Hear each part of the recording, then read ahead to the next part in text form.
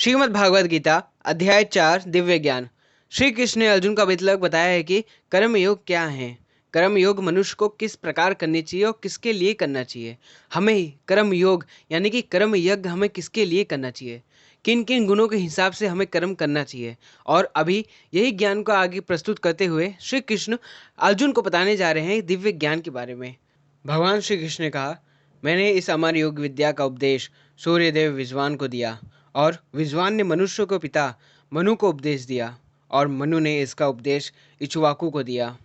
इस प्रकार यह परम विज्ञान गुरु परंपरा द्वारा प्राप्त किया गया और राजर्षियों ने इसी विधि से इसे समझा। किंतु कालक्रम में यह परंपरा चित्र हो गया, अतः यह विज्ञान यथार्थ रूप में लुप्त हो गया लगता है। आज मेरे द्वारा वही यह प्राचीन योग योनि परमेश्वर के साथ अपने संबंध का विज्ञान तुमसे कहे जा रहा हूँ, क्योंकि तुम मेरे भक्त तथा मित्र हो, अतः तुम इस विज्ञान के दिव्य रहस्य को समझ सकते हो।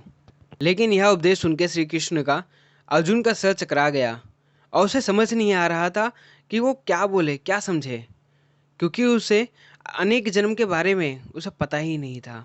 और यही संकोच के साथ, यही समस्याओं के साथ अर्जुन से कृष्ण से पूछ रहे हैं। अर्जुन ने कहा, सूर्यदेव विद्वान आपसे पहले हो चुके हैं, वो ज्येष्ठ हैं आपसे, तो फिर मैं कैसे समझूं कि प्रारंभ में आपने उन्हें यह विद्या का उपदेश दिया था।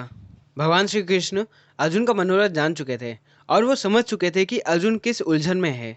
हौले से मुस्कुराए और जवाब दिया। भगवान श्री कृष्ण ने अर्जुन से कहा, तुम्हारे तथा मेरे अनेकानेक जन्म हो चुके हैं, मुझे तो उन सब का स्मरण है, किंतु हे परंताप, तुम्हें उन सब का स्मरण नहीं रह सकता। हे पार्थ, यद्यपि मैं अजन्मा तथा अविनाशी हूँ और यद्यपि मैं समस्त जीवों का स्वामी हूँ, तो भी प्रत्येक युग में मैं अपने आदि दिव्य रूप में प्रकट होता हूँ। हे भरतवंशी, जब भी और जहाँ भी धर्म का पतन होता है और अधर्म की प्रधानता होने लगती है, तब तब मैं अवतार लेता हूँ। भक्तों का उद्धार करने, दुष्टों का विनाश करने तथा धर्म की फिर से स्थापना करने के लिए मैं हर युग में प्रकट होता हूँ। हे अर्जुन, जो मेरे अभिभव तथा कर्मों की दिव्य प्रकृति को जानते हैं, वो इस शरीर को छोड़ने पर इस भौतिक संसार में पुनः जन्म नहीं लेते, अपिंतु वो मेरे सनातन धाम को प्राप्त होते हैं। आसक्त, भय तथा क्रोध से मुक्त होकर, मुझ में पूर्णतः तन्मय होकर और मेरी शरण में आकर बहुत से व्यक्ति भूतकाल में मेरे ज्ञान से पवित्र हो चुके हैं। इस प्रकार से उन सबों ने मेरी प्रति दिव्य प्रेम को प्राप्त किया। जिस भाव से सारे लोग मेरी शरण ग्रहण करते हैं, उसी के अनुरूप मैं उन्हें फल देता हूँ।